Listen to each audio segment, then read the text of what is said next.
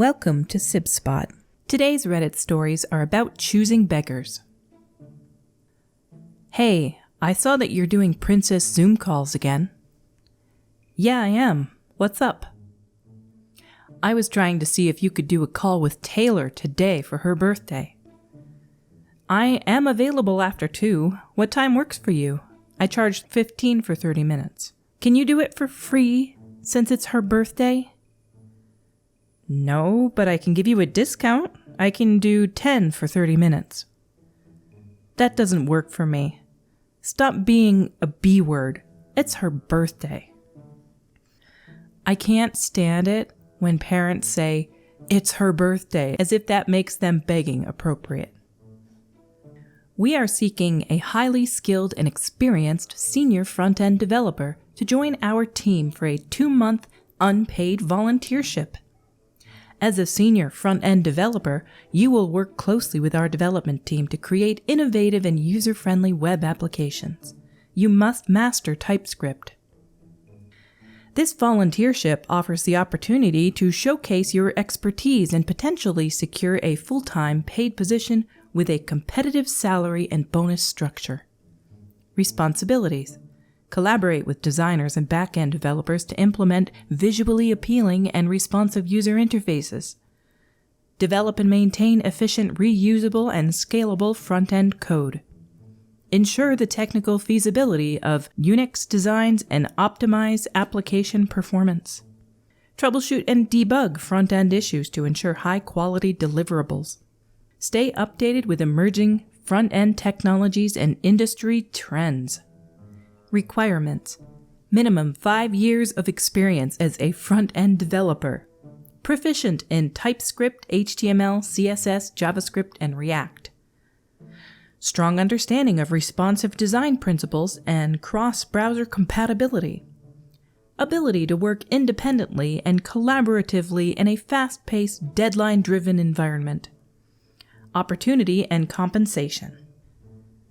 At the end of the internship, successful candidates will have the opportunity to join our team as a full-time senior front-end developer with a competitive salary of $700 per month, along with performance-based bonuses. This is an exciting chance to grow your career with a dynamic startup working on cutting-edge projects and shaping the future of our technology stack. $700 per month?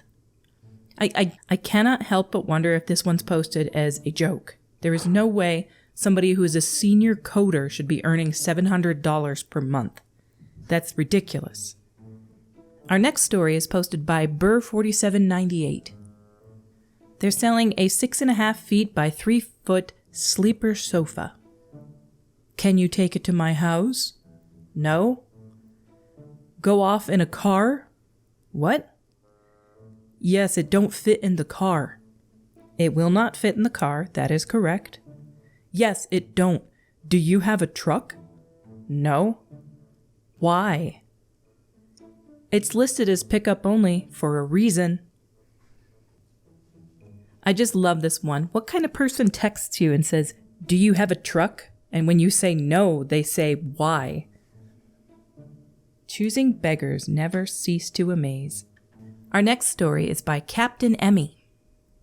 This is why I rarely feel generous. The other day had me making, for some reason, quite a few soups. Humble yet hearty stuff. Ham and beans, chili, potato soups, etc. I like to keep them around to pull out of the freezer. I made more than I realized and decided, against my better judgment, to offer some up on the local needs page as safely home-cooked meals if someone needs something, because someone asking for a meal or two is quite common on said page. I had multiple requests.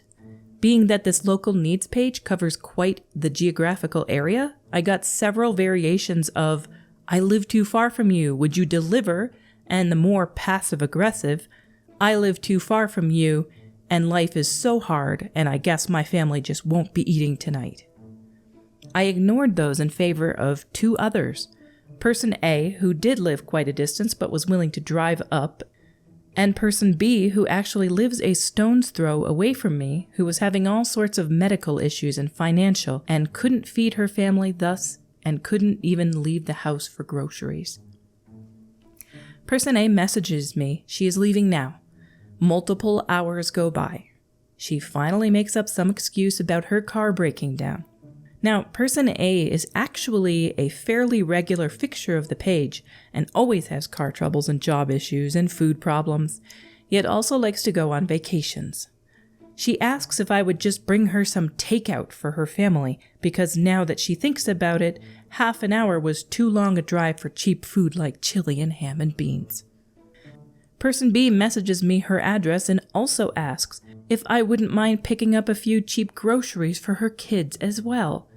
I usually would be against this, but the address was so close, I could spring there without getting winded, and the groceries were indeed cheap, totaling less than $5. So I get them and then go to her house to drop the food off. She's not home. I don't feel like leaving the food on her porch as it was a hot day and I didn't want anything to spoil, so I sent her a message about a later time for me to bring it by. She apologizes for not being home and says she'll message me when she returns. Then, when that finally happens, she says her kids weren't interested in the soups and would I mind ordering them a pizza. So, currently, I have a bunch of soups stashed in my freezer for my own rainy day. P.S. I ordered neither takeout nor pizza. I think this is the unfortunate thing about help pages, because you have the people there that actually seriously need help, and then you have these vultures that swarm on the page and are just waiting for you to offer free stuff, and then they snatch it up. And they don't even need it. They just don't feel like spending money for the day. So there are definitely vultures on these pages. Our next story is by Prof. Grudgeholder. Give me a free Cadillac Escalade. So this is not about me. It's actually about my mother's friend. My mother has a friend she's known her whole life. They're both now senior citizens. I will call this woman Kay. Kay and my mom only talk and see each other once or twice a year when my mother visits her hometown. Shortly after my mother's last visit, Kay calls my mother. This is the gist of the conversation. Mom. Hi, Kay. Is everything okay? She never calls my mom. Kay. I'm having trouble getting around town to run errands. No one wants to run me around. I also have doctor's appointments about an hour away, and you know I no longer drive. Mom, confused. Oh, well, I'm sorry to hear that. Where's your daughter? I thought she was helping you. Kay. Well, I'm calling to find out if I can get your white car. Mom, white car? What car? Kay. You know, the Escalade. The truck she keeps calling a car. You have that new one, so I figured you wouldn't mind me using the old one. Mom, I thought you stopped driving. Kay, I did, but I can easily get someone to take me around if I have a car they can drive. Mom, Kay, my youngest daughter has my white Escalade. Kay, well, can I use it for a while?